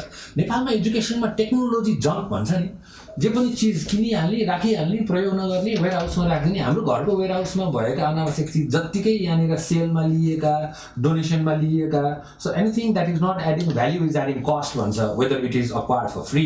नेपालको एजुकेसन सिस्टममा चाहिँ के कस्ता टेक्नोलोजी जम्प छन् यहाँले देख्नुभयो आफ्नो टेन्युरमा, र तिनीहरूको युटिलाइजेसन के हुनसक्छ अथवा तिनीहरूको स्क्रैपिङ प्रोसेस के हुनसक्छ? किन अहिले तपाईँले त्यो शिक्षाको विषयमा जुन एउटा बहस चलाइरहनु भएको छ, 4-5वटा कुरा चाहिँ मेरो पनि मनमा यो छलफलको दौरानमा उठिरहेको छ। तपाईँले भनेको जस्तो मेरो विचारमा चाहिँ अझै पनि स्कुलहरू चाहिँ सबै मान्नुहुन्छ अन्डर फन्डेड नै छन्। मेरो विचारमा टेक्नोलोजी धेरै गएर केही न केही विनाश भएको जस्तो लाग्दैन। कुनै बेला हामीले दूर शिक्षाको निमित्त स्कुललाई एउटा रेडियो दिएका थियौँ, सम्भवतः 4-5 सय परि रेडियो प्रयोग नभएको होला। कहिलेकाहीँ हामीले अतिरिक्त क्रियाकलाप गरेर मादल दिएको थियौँ, त्यो मादल प्रयोग नभएको हुनसक्छ। र कहिलेकाहीँ चाहिँ हामीले केही स्कुललाई चाहिँ व्हाइट बोर्ड दिने भनेर दिएको थियौँ, वास्तवमा त्यो चाहिँ मार्कर दिन नसकेका हुनाले फेरि चक डक्टरमै आइपुगेको हुन रहेछ। केही चाहिँ हामीले चाहिँ एजुकेसन मेटेरियल भनेर सानसानो किन्डर गार्डनमा दिएको चिज चाहिँ प्रयोग नभएको हुनसक्छ। ती चाहिँ धेरै सप्लिमेन्ट्री बुकहरू पठाएको खोलिँदै नखोलिएको, त्यो चाहिँ सानसानो लाइब्रेरीमा चाहिँ प्रयोग नभएको सक्छ। तर मेजर कुरा चाहिँ शिक्षा क्षेत्रमा चाहिँ यस्ता हस्तीहरू यहाँ हुनुहुन्छ हाम्रो राउन्ड टेबलमा, अथवा केही कुरा प्रष्ट भन्नुपर्छ। अर्थात् शिक्षामा यति धेरै राजनीति भयो कि जनआन्दोलन एकपछि देवी ओझा मन्त्री भएर निस्किनु भयो। मेरो विचारमा अहिले पनि मलाई लाग्छ भने एक्ज्याक्ट भन्न सक्दिनँ, दाबी गर्न त 50% सांसद अहिले पनि शिक्षाबाट आउनु भएको छ। त्यो राजनीतिक दलको मूल धार नै शिक्षा हो। दोस्रो, अहिले हामीले यतिको प्रष्ट भनौँ न, अहिले पो नेकपा एउटै हो त, नत्र नेपाली कङ्ग्रेस, नेकपा एमाले, नेकपा माओवादीमा सबै 11वटा विश्वविद्यालयका भिसी, रेक्टार, रजिस्ट्रार हामीले बाँडे होइन र यो हदसम्म हाम्रो राजनीति छ भनेर हामीले फ्याक्ट मान्न पऱ्यो। अर्को महत्त्वपूर्ण कुरा चाहिँ तपाईँलाई पटक भन्नु भएको छ नि, वास्तवमा व्यावहारिक शिक्षा कसरी होला, लेबर र आर्टको कुरा आइरहेको छ। वास्तवमा जुन गुरुकुलको शिक्षा थियो वास्तव पढ्ने त्यही नै हो। इन्जिनियरले खालि चाहिँ इन्जिटिएफ मात्रै चलाउन जान्ने, डाक्टरले यस्तो चलाउनु मात्रै जान्ने होइन, ऊभित्रको त मानसिक रूपमा त डाक्टर त भगवान् जस्तो हुनु पऱ्यो नि, त्यो त लिबरल आर्टले मात्रै दिन सक्छ। र मैले अर्को देखेको चाहिँ अहिले स्कुललाई चाहिँ मूल कुरो हामीले चाहिँ बहुउद्देश्य बनाउन सकेनौँ, र मूल कुरो चाहिँ हामीले चाहिँ विश्वविद्यालयका कुलपति चाहिँ हामीले सम्मान्य प्रधानमन्त्रीलाई राख्यौँ। वास्तवमा यो कुरामा धेरैपल्ट भाव छ होला नि त, उपराष्ट्रपतिलाई दिउँ अथवा यो कुलपति चाहिँ त स्वतन्त्र भनेपछि त ऊ आफै विश्वविद्यालय कुलपति नियुक्ति गर्न पाउँदैन। अटोनोमी त हराइहाल्यो होइन, यो त सनाजी हामीले 18 मान्नै हुँदैन, कोही न कोहीले बोलिदिनै पर्छ। श्रीमती राणाकालमा चाहिँ प्रधानमन्त्री श्रीतिनी सरकार हुन्थ्यो, हामीले अहिले पनि सम्मानीय प्रधानमन्त्रीलाई श्रीतिनी सरकारै बनाइरह्यौँ उपकुलपतिको लागि। त्यसैले उपकुलपति भन्दा विश्वविद्यालय काठमाडौँ विश्वविद्यालय चाहिँ स्वतन्त्र छ भनेपछि त काठमाडौँ विश्वविद्यालयको चाहिँ कुलपति कसरी प्रधानमन्त्री हुनुभयो, यो प्रश्न कसरी उठाइदिनु पर्दैन कि त्यो विश्वविद्यालय नेपाल सरकारले स्थापना गरे आउनुभयो। त्रिभुवन विश्वविद्यालयमा हुनु आफ्नो मनासिक होला है त। खुल्ला विश्वविद्यालयको कुलपति राष्ट्रपति कसरी हुने, त्यो त प्रमोद ढकालले गरे प्रमोद ढकालै कुलपति हुनुपर्ने। हामीले बुझ्नु पर्यो त मेरिटोक्रेसीको सिस्टम डेमोक्रेसी भने त्यसरी होइन। र यो कुरामा हामीले चाहिँ काहीँ न काहीँ ल्याकिङ छ, यी कुरामा हामीले चाहिँ सुधार गर्नैपर्छ। र निजी क्षेत्रको पनि हाम्रो आदरणीय महासचिव हुनुहुन्छ, केही भनिदिन सक्नुहुन्छ। निजी क्षेत्रको पनि के देखिन्छ कस्तो राम्रोसँग भनिदिनु पर्यो, खुल्ला हृदयले भनिदिनु। जति बढी अङ्क आउँछ त्यति नै अभिभावक खुसी हुन्छ। त्यो अङ्क चाहिँ एसएलसी, पहिला एसएलसी भन्थ्यौँ, त्यो एसएलसीमा चाहिँ 97% अङ्क ल्याएको मान्छे अनि कलेजमा गएपछि चाहिँ पहिलो वर्षमै ब्याक लाग्यो। अब हामी कार्यक्रमको अन्तिमतिर आइपुगेको छौँ। मलाई एक दुईवटा प्रश्नहरू छन् र मिस्टर घिमिरेलाई मेरो यो प्रश्न, नेपाली विद्यार्थीहरू अझै पनि किन पहिलो जाइ नेपाल बाहिर हुन्छ, पढ्न भनेर जान्छन्, पढ्दैनन्, अनि यसलाई अट्र्याक्ट गर्नलाई चाहिँ नि यहाँले कस्तो खाले संस्कार दिइरहनु भएको छ र यो यसमा के गर्न सकिन्छ होला? पहिलो र अर्को दोस्रो प्रश्न पनि छ, यो चाहिँ नि बजेट र आजको कार्यक्रमभन्दा अलिकति फरक रहेको छ। यो नेपाली स्कुलहरूको नाम चाहिँ नि अमेरिकन स्टेटहरूको नामबाट अथवा हुन्छ नि यो लेभलको यसलाई के कसरी भन्नुहुन्छ, यसलाई कसरी हटाउन सकिन्छ? यो चाहिँ कहिलेकाहीँ व्यक्तिगत रूपमा लाजमर्दो पनि लाग्छ यो चिजहरू। पहिलो चाहिँ विदेशतिर आकर्षित हुने कुरा उठ्यो। विदेशमा आकर्षित हुने भनेको एउटा सोसल भ्यालु, हरेक समयमा सोसल भ्यालु फरक हुँदो रहेछ। अहिलेको सोसल भ्यालु चाहिँ पैसासँग गरेर गाँसियो। हरेक अभिभावकले अहिले खोज्नुभएको नानीले कति पढ्छ भनेर त्यो देखाउनु मात्रै भयो। त्यो कति पढ्छसँग उहाँको गाँसिएको आशा चाहिँ कति कमाउँछ भन्ने छ। तर मैले देख्दाखेरि बच्चाहरूले पनि आफ्नो प्यारेन्ट्सहरूलाई धेरै लेभलसम्म गाइड गर्छन् होइन। मलाई यो लेजमा भएन भनेर किनिदिने प्यारेन्ट्सले मलाई यो हुँदै त्यतातिरबाट प्यारेन्ट्सलाई त्यसमा त हामी धेरै हाम्रो पनि कमी गडबडी छ। सबभन्दा बलियो त समय रहेछ। हेर्नुहोस्, नेपालमा एउटा विदेश जानेहरूमध्ये मलाई लाग्छ बढीमा 5 देखि 10%ले पढाउन पठाउनु भएको होला, अरू सबैले कमाउनु पठाउनु भएको हो। त्यसकारण प्राइभेटमा पढेर गयो कि कहाँ पढेर गयो भन्ने होइन, त्यो मनस्थिति कसरी सिर्जना भयो भन्नेतिर हामीले हिट गर्न जरुरी छ पहिलो। दोस्रो, यहाँले राख्नुभएको नामको विषय छ।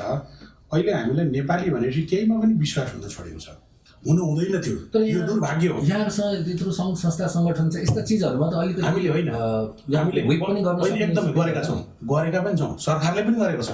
एउटा शिक्षालयले त कमसेकम आफूलाई मोडलको रूपमा प्रस्तुत गर्नुपर्ने हो। ती त्यस्ता नामहरूप्रति हाम्रो पनि आपत्ति छ।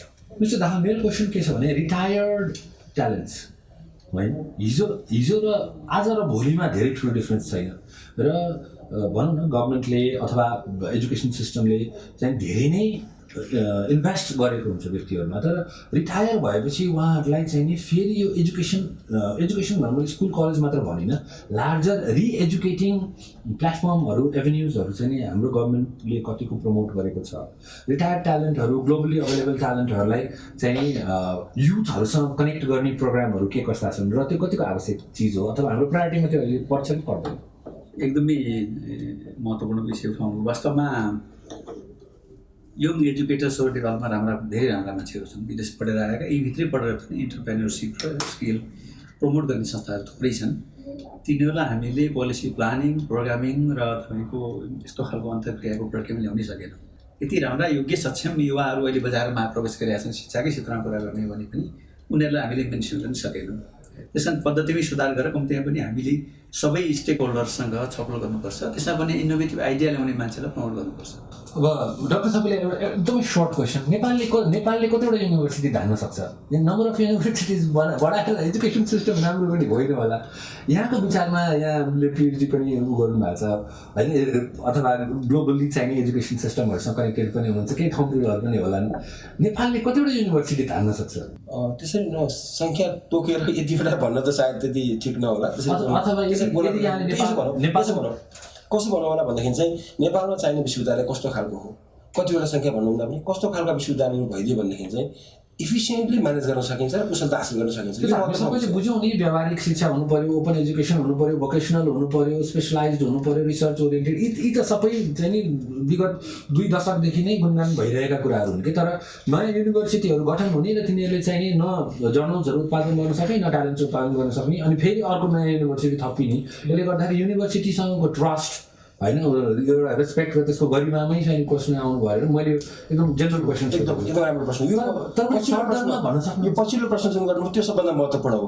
कतिवटा रिसर्च आर्टिकल्सहरू, जर्नल्सहरू पब्लिस गर्छ, त्यो हाम्रो त्यहाँ गर्ने फ्याकल्टीको डेभलपमेन्ट स्ट्याटसहरू के हुन्छ, इन्टरनेसनल्ली रिकगनाइज गर्ने त्यो लेभलको रिकग्नेसन पाउने अवस्था के हुन्छ, सायद त्यस ढङ्गले सोच्नुपर्छ र हामीलाई धेरै सङ्ख्यामा भन्दा पनि थोरै चुस्त एकदम एफिसियन्ट युनिभर्सिटिजहरू हुनुपर्छ भन्छु म, त्यति मात्रै भन्छु। अब यो कार्यक्रमको कन्क्लुजनमा यसपालिको बजेटमा छुट्न नहुने अथवा कभर हुनै पर्ने के कस्ता चिजहरू, के कस्ता रेकमेन्डेसन्सहरू गर्न चाहनुहुन्छ र हामीलाई टेलिभिजन मार्फत हेरिरहनुभएका दर्शकहरूलाई के कस्तो मेसेज दिन चाहनुहुन्छ? What should they be expecting education stakeholder र जेनरल नागरिकहरूलाई? मिस्टर दाहालबाट सुरु गरौँ। अब अहिलेको कन्टेक्सको कुरा गर्ने हो भने अब वर्षको करिब 60,000 देखि 65,000 विद्यार्थीहरू विदेश पढ्न जाने गरिरहेछन्। अब सिनारियो चेन्ज हुन्छ। हामीले हाम्रा कलेजहरूलाई, हाम्रा विश्वविद्यालयहरूलाई वर्ल्ड क्लासको एजुकेसन दिने गरी रूपान्तरण गर्नुपर्छ। त्यसको लागि लगानी बढाउनुपर्छ। त्यो लगानी विद्यार्थीले गर्नु पर्ला, अभिभावकले गर्नु पर्ला, राज्यले गर्नु पर्ला, स्थानीय सरकारले, सबैले गर्नुपर्छ। Thank you so much. Doctor Thapaliya, नेपालमा उच्च शिक्षाको माग बढ्न सक्छ, त्यसको लागि हाम्रो तयारी चाहिन्छ, त्यो जरुरी छ, एउटा विषय। दोस्रो चाहिँ के हुन्छ, हुनसक्छ भने त्यो रेमिटेन्सको कुरा छ नि, त्यसमा घट्ने सम्भावना रहन्छ। त्यसको कारणले गर्दा सार्वजनिक शिक्षाको माग बढ्न सक्छ। प्राइभेट स्कुलप्रतिको भन्दा पब्लिक स्कुलप्रतिको डिमान्डहरू बढ्ने सम्भावना छ। त्यसको निमित्त विस्तार गर्नुपर्ने, त्यसलाई सुदृढ बनाउनु पर्ने, त्यो काममा हामीले लाग्नुपर्ने अवस्था छ। दोस्रो, त्यसैसँग जोडिएको शिक्षकको सङ्ख्या, खास गरी चाहिँ निम्न माध्यमिक र माध्यमिक तहको शिक्षकको सङ्ख्याहरू चाहिँ हामीसँग पर्याप्त छैन, ज्यादै कम छ। त्यस कारणले त्यो शिक्षकको सङ्ख्या विस्तार गरेर बढाउनुको निम्ति हामीले लगानी गर्नुपर्छ। त्यो भएन भने पब्लिक स्कुलप्रतिको जुन जनविश्वास छ नि, विश्वास बढाउन सकिन्न। धन्यवाद। मिस्टर घिमिरे, हाम्रो क्षेत्रको माग चाहिँ के छ त भन्दा पहिलो चिज यो वर्षको चाहिँ खर्च व्यवस्थापनमा हामीलाई गाह्रो छ। नेपाल सरकारले घरिघरि तिमीहरूका विद्यालय हामीले चलाउने हो भनेर बेला बेलामा बोलिरहेको सन्दर्भमा एकचोटिलाई अब यो कति महिना विद्यालयहरू चल्दैनन् त्यो बेलामा चाहिँ हामी बिचमा ठुलो द्वन्द्व सिर्जना हुनसक्छ। त्यो द्वन्द्व निवारणको लागि राज्यले कति महिना सक्छ, हाम्रा के खर्चहरू धान दिन सक्छ, त्यो बजेट यसपालिलाई अनिवार्य रूपमा चाहिन्छ। कति सक्छ हामीहरूले यति नै भन्न माग्न सक्दैनौँ र सबै अभिभावकलाई पर्दैन प्राइभेट विद्यालयमा गर्नलाई राहतको आवश्यकता, तर राहतको आवश्यकता पर्नेहरूलाई यो वर्षलाई कम्तीमा राज्यले राहत दिनुपर्छ। दोस्रो, सफ्ट लोन अथवा अन्यत्रबाट शिक्षा क्षेत्रमा लगानी गर्न आएका डोनेसनहरू सहयोगहरूलाई निजी क्षेत्रलाई पनि समेट्ने गरी त्यसको व्यवस्थापन गरिदिन जरुरी छ। तेस्रो, अहिलेसम्म कहिले पनि निजी विद्यालयहरूको शुल्क बढो मात्रै राज्यले भनेको छ, घटाउने कुरामा एउटा पनि योगदान पुर्याएको छ भने पूर्व अर्थ सचिव पनि यही हुनुहुन्छ, म उहाँसँग पनि अन्तर्क्रिया गर्न यसको लागि तयार छु। कहिले पनि प्राइभेट सेक्टरमा कस्ट रिडक्सनको लागि राज्यले सोचेको सम्म छैन। धन्यवाद। साथै म एउटा यहाँलाई अनुरोध गर्छु, हामीलाई टेलिभिजन मार्फत हेर्नुभएका सम्पूर्ण अभिभावक दर्शकहरूलाई स्पेसल केही मेसेज दिन चाहनुहुन्छ? अहिलेको बेला हामी जुन अघि यहाँले भन्नुभयो नि, मेरो हिन्ट चाहिँ कतापट्टि छ भने you want them to change the way they think about their children's education, एकदमै स्पेसिफिक सन्देश दिनुहुन्छ। हजुरको यतिखेर अभिभावकले होमवर्क खोज्ने होइन, होमको वर्क बच्चाहरूलाई सिकाउने हो। अहिले नातिकन बस्नु पऱ्यो र सँगसँगै यही जुन कोरोनाले चाहिँ एउटा विनाश पछाडिको विकास भन्छ नि, अब हामीले विकास गर्दा चाहिँ बच्चाहरूको चौतर्फी मूल्याङ्कन गर्ने पद्धति स्थापना गर्न जरुरी छ। अब कति लेखौँ 2 घन्टामा भनेर मात्रै बच्चाहरूको मूल्याङ्कन गरिनु हुँदैन। यसका लागि सरकार पनि अभिभावकहरू पनि हामी सबै मानसिक रूपले तयार हुनुपर्छ। त्यसका लागि टिचरहरूलाई आवश्यक ट्रेनिङ दिने र प्यारेन्ट्सहरूलाई पनि ट्रेनिङको आवश्यकता पर्न सक्छ। तर मानसिक रूपमा चाहिँ अब हाम्रो मूल्याङ्कन पद्धति चेन्ज हुनुपर्छ। मेरो बच्चाले चाहिँ गीत गाएको, जसको बच्चाले गीत गाउँछ त्यही गीतको मूल्याङ्कन होस्, जसको बच्चा नाच्न जान्न छ त्यसैको मूल्याङ्कन होस्, पढाइको मूल्याङ्कन त छँदैछ। धन्यवाद। अब संयोजकज्यू आजको कन्क्लुजन गरौँ। वास्तवमा आज चाहिँ पूर्व सचिवले, महानिर्देशकले र व्यापकका महासचिवले साह्रै विचारहरू सल्लाह दिनुभएको छ। मैले नेपाल सरकारलाई सुझाव दिने जुन दस्तावेज बनाउँछु त्यसमा पहिलो कुरो त यो कोरोना कहरले दिएको सन्देशअनुसार अबको शिक्षा प्रणाली विद्युतीय पद्धतिमा जोडिनै पर्छ। हामीले अनलाइन शिक्षण विधि, टेलिभिजनबाट, रेडियोबाट, दूर शिक्षाबाट अहिले पनि फ्रीमा उपलब्ध भएका जुम, स्काइप, फाइबर जस्तालाई प्रयोग गर्नुपर्छ र घर घरमै पठन पाठन काम हुन सक्ने पद्धतिमा हामी जानैपर्छ र आइटी ल्याब अनिवार्य हुनुपर्छ भन्ने पहिलो सिफारिस पर्छ। अनि दोस्रो सिफारिसमा नेपालको संविधानमा राखेको मौलिक हक जसलाई फलस्वरूपको रूपमा लेखिरहन मिल्दैन, यसर्थ यसलाई कसरी चाहिँ लागू गर्न सकिन्छ भन्ने विषयमा संयोजकज्यूलाई अलिकति इन्टरप्ट गरौँ।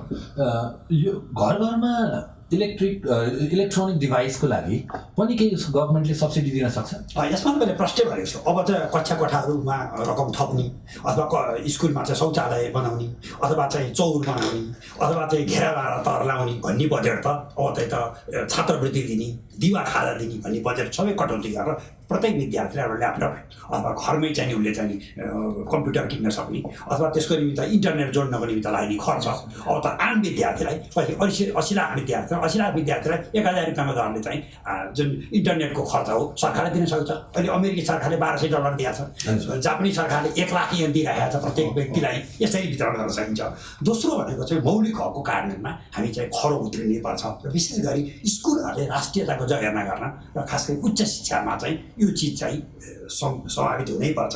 तेस्रो मेरो सुझाव चाहिँ वास्तवमा हामीले नेपाल सरकारले कुल बजेटको 70% शिक्षा क्षेत्रमा हामी लगानी गर्ने, कुल राजस्वको 20% चाहिँ शिक्षा क्षेत्रमा हुनैपर्छ भन्ने पहिलेको प्रतिबद्धता हो।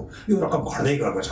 वास्तवमा शिक्षा क्षेत्रमा घटाउनु हुँदैन र विशेष गरी स्कुलको कलेजको पूर्वाधारको निमित्त एउटा निश्चित मापदण्ड बनाएर त्यो मापदण्डभन्दा घटीको स्कुल र कलेज लाई सञ्चालन गर्न दिनु हुँदैन। चौथो र महत्त्वपूर्ण कुरा भनेको शिक्षा श्रम बजारसँग जोडिनै पर्छ। यसको निमित्त विद्यार्थीलाई इन्टर्नबाट चाहिँ व्यावहारिक शिक्षा दिन सकिन्छ। एक प्रकारले कतै यो राष्ट्रिय सेवा विकास कार्यक्रम भन्नेलाई अलि पुनर्परिभाषित गरेर आम देशलाई जनतालाई यो बच्चालाई चाहिँ सिकाउन सक्नुपर्छ। पाँचौँ सुझावमा चाहिँ उच्च शिक्षामा चाहिँ जुन विदेशी प्रवृत्ति छ त्यसलाई रोक्नै पर्छ। यसको निमित्त निश्चित मापदण्ड तोकेर क्षेत्रगत रूपमा विश्वविद्यालयहरू खुल्ला हुन सक्छन्। यसको निमित्त सरकारले स्वतन्त्र दिनुपर्छ। सधैँ सरकारकै मोनोपोलीभित्र विश्वविद्यालय सञ्चालन दिनु हुँदैन। र छैटौँ चाहिँ सामुदायिक स्कुलको गुणस्तर सुधारको निमित्त प्रत्येक प्रहसँग चाहिँ एउटा कार्य सम्पादन करार गर्नै पर्छ र एउटा यो कोभिडले परेको असरमा कुनै एउटा सरकारले निजी क्षेत्रलाई प्याकेज दिँदा शिक्षा क्षेत्रमा पनि जुन निजी क्षेत्रबाट सञ्चालित शिक्षालयहरू छन् तिनलाई पनि त्यो प्याकेजभित्र चाहिँ दायरामा ल्याउनुपर्छ र अन्त्यमा 9 पञ्चवर्षीय योजनामा नेपाल सरकारले 90% जनतालाई म साक्षरताभित्र ल्याउँछु भनेको छ। यसको निम्ति एक विद्यार्थी एक साक्षरता अभियान सञ्चालन गर्ने हो भने विद्यार्थीले पनि स्कलरसिप त्यसबाट रकम पाउँथे, रकमको दुरुपयोग पनि हुन्न थियो र मान्छेलाई साक्षर पनि गर्न सकिन्थ्यो। यिनै सिफारिसहरू चाहिँ मैले नेपाल सरकारलाई प्रस्तुत गर्ने यहाँसँग अनुमति चाहन्छु र यसको सहयोगको निमित्त सबैलाई धन्यवाद दिन्छु। धन्यवाद। र यहाँ विज्ञ वक्ताहरूलाई धेरै धेरै धन्यवाद दिन चाहन्छु। यहाँको अमूल्य समय हामीले दिनुभयो यो कार्यक्रमलाई चाहिँ एक अर्को श्रृङ्खला सघाउनलाई सहयोग गर्नुभयो। सिकाइ कहिल्यै सकिँदैन, सिकाइ नै जीवनको सिँचाइ हो। यसपालिको बजेटले शिक्षा सम्बन्धी कार्यक्रमले मानव संसाधन विकास, रोजगारी, स्वास्थ्य तथा कृषि तथा उद्यमशीलतालाई महत्त्वपूर्ण योगदान गरोस्। नेपालको भविष्यलाई यसपालिका शिक्षा कार्यक्रमहरूले अझै सुनौलो बनाउने भन्ने कामनाका साथ आजलाई बिदा माग्छु। संयोजकज्यू तथा विज्ञ वक्ताहरूलाई धन्यवाद। Forum for public voice @gmail.com मा पठाउनुभएका सुझावहरूको लागि धन्यवाद र अझ बढी अपेक्षा गरिरहेको छु। अर्को श्रृङ्खलामा बजेट कसरी बन्छ र नेपालको बजेटको गणित कस्ता हुन्छन् भन्ने विषय लिएर आउने नै छौँ। नमस्कार। आवाजको मुद्दा जारी छ।